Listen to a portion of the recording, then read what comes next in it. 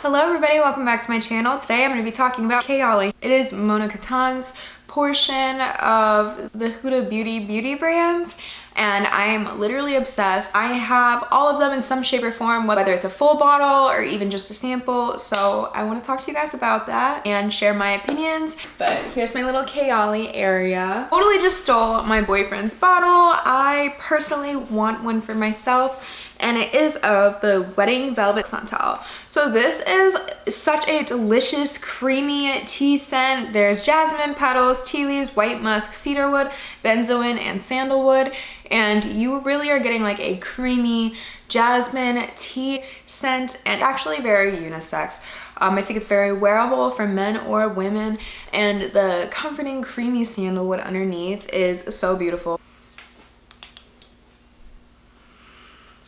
This is just so good. And layering it with this next fragrance I'm going to be talking about, the counterpart in this equation, the Wedding Silk Santal. And this fragrance is so beautiful. I'm praying that it is not limited edition like advertised, because this is so beautiful. This is easily become one of my favorite fragrances. Some of the prominent notes within this: sparkling champagne, white freesia, pink praline, lush nectarine, sandalwood, sugared musk. It only gets that bubbling champagne sensation in the beginning, and then for me, I really feel like the sugared musk and the nectarine come together, and it smells like a sugary nectarine, and the dry down is like a creamy sandalwood. Praline adds a little bit of depth, and I actually really love pairing this not only with the Velvet Santal, but Oud Bouquet by Lancome. This is probably my favorite of the whole Kayali collection. This along with Invite Only are definitely my top two. The next fragrance is Invite Only. This one is really gorgeous. It's hazelnut, it's tobacco, honey in there, it's cherry. There's so much going on in this fragrance. Of course, there's that sandalwood, and this fragrance is so delicious. Easy date night fragrance. It's super sexy, super sensual. There's oud in there, and I feel like it's a statement fragrance. Like, you're definitely not going to go unnoticed. This is very polarizing. I feel like you're either going to love or hate it, and I feel like it's worth sampling. It's worth sampling at the very least. Me, however, I really love this. I really love this. So again, Invite Only by Kayali, definitely worth a sniff. Check it out. It's full bottle worthy for me for sure. The next fragrance is seemingly everybody's favorite. It is the Vanilla 28, the layering queen, the gorgeous brown sugar vanilla, delicious vanilla extract goodness. This is so yummy. You really get the true integrity of these fragrances as they sit, and they just develop so beautifully. And yeah, here's Vanilla 28. Check her out. If you're into blind buying, not my thing, but if you're into blind buying, this would be the safest blind buy from this whole brand. So this next one is Elixir, and this one is a rose forward fragrance. I feel like the rose and jasmine in here really just combine together to make magic. It's sensual, mysterious. This is giving off black dress and red lip vibes. Somebody maybe in like a halter top, date night, very sexy. This is very sensual. This was not my favorite at first, and I remember somebody even said like, oh, it smells like rose hairspray, but no, I feel like this is really cool. It's something different from this brand, from this house, and I actually have really grown to like it, and I've worn it. Yeah, it's very pretty. It's very beautiful, very elegant, very appropriate for like a date night in a very fancy restaurant. So good. Also a freshness to it as well. Like, I feel like it's, you know, like dewy rose petals. I definitely get like a freshness to it. So this one is citrus. It's very fresh, very pretty. It's not an orange. I forget exactly what it is. It's like a grapefruit or something like that. It's a different type of citrus, and I actually really like that. But it wasn't, you know, just a lemon or an orange. It was, you know, thinking outside of the box. I really enjoy that.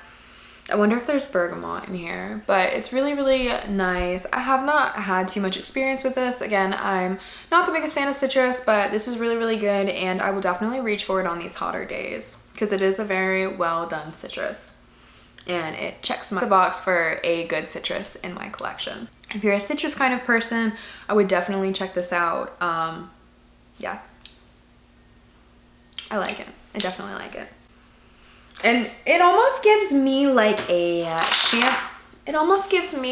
champagne-esque kind of quality.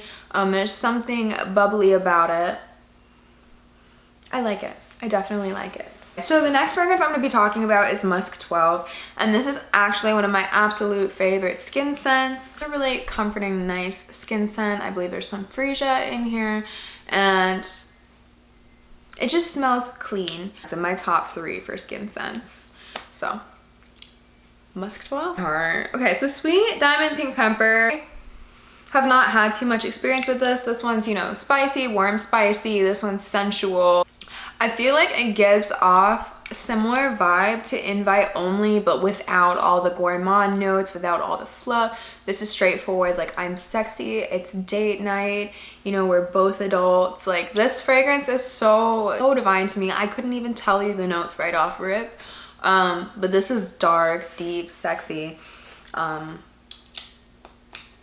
Girl. Next one is Eat and Juicy Apple, and this one is fun. This is playful. This gives me very girly. This gives me fun. This gives me like, this is for the girlies that used to like pink body spray. And this is a really delicious apple scent. The apple, very good, playful, fun, gorgeous, hot, fun party girl. And yeah, I definitely feel like this is a day or night scent, but this is for someone who's fun, the life of the party. Love Fest Burning Cherry. I just recently got this large bottle. I had a travel size, I went through it, and I repurchased. This is one of the best, and I don't even want to say just because it's more affordable. That's literally just a bonus. This is one of the best cherry fragrances that I have tried, especially with it being so accessible, such a good price, the quality is there, the smell is amazing, and juicy, dark, raspberry, cherry, woody, delicious concoction. I just love this fragrance. Just like Invite Only, this is one of the fragrances that, like, when I smell it, my eyes roll to the back of my head. Like, it just is so good. Whenever somebody asks me about a cherry fragrance, this is literally one of my first suggestions, and I definitely think this is going to be a staple in the months coming. You know, fall's coming, and I cannot wait to pull out my fall fragrances. I think you guys should try it out, and I think you guys might like this one too. This is the Utopia Vanilla Coco, and this one is like a coconut, vanillic, obviously vanilla cocoa, right? Like, I feel like this leans slightly gourmand, even though there's florals in here. This is what it gives. It gives a gorgeous beachy goddess, and I feel like this was a staple, or this is a staple summer scent without feeling too sunscreeny. Bypasses that kind of sunscreeny vibe and gives you beach goddess. This is so gorgeous to me. I definitely should have just bought the big bottle right off rip, but when I go through this, I will definitely replace it with that, because this fragrance is one of my favorites from Kayali. Again, in my top 5 for sure, possibly my top 3. So very, very good. I love this, and it is full bottle worthy for me. This is Vanilla Royale Sugared Patchouli. And this fragrance is bomb. This fragrance is powerhouse. This fragrance is loud. This one, you definitely get like a crunchy kind of texture from this fragrance. At least I do with like the sugared patchouli. I feel like it definitely gives it like a crunchy kind of texture, like the creme brulee top. And there's vanilla sur absolute in here, golden rum, creme brulee, brown sugar, royal oud, sugared patchouli. This was marketed as Vanilla 28's like sexy, more heavy hitting, sophisticated older sister. I can agree to some extent. I can definitely agree. However, I feel like there's also so many things in here that make it stick out, make it stand out. This one is very Middle Eastern. This one does last so long, and I don't really feel the need to touch up too often with this. But this one's absolutely gorgeous. Definitely reminds me of Christmas, holidays, super sexy, date night. It's really, really gorgeous. Perfect for fall and winter. So yummy. So yummy. And this is one of the newer releases, Yum Pistachio Gelato. And I probably have one of the biggest dents in this bottle. It's like right here. And this fragrance is so gorgeous. I feel like they just kind of get a clean vibe because, you know, there's pistachio gelato note in here. There's a whipped cream, marshmallow, and cotton candy note in here. There's definitely a lot of, you know, light kind of notes within this fragrance. So I could see how some may say that it leans kind of that way. However, for me, this was complete sweetness, marshmallows, cotton candy. I got a little bit of rum that added a little depth to it. I definitely got the pistachio gelato. Somehow they managed to make this fragrance smell cold like ice cream. It was a really polarizing fragrance, broke the internet. Me, however, I love it. And I literally tested this in Sephora and bought it maybe a week or two later. I really love this fragrance and I need it. I need it in my life. I'm happy. Oh my gosh, guys.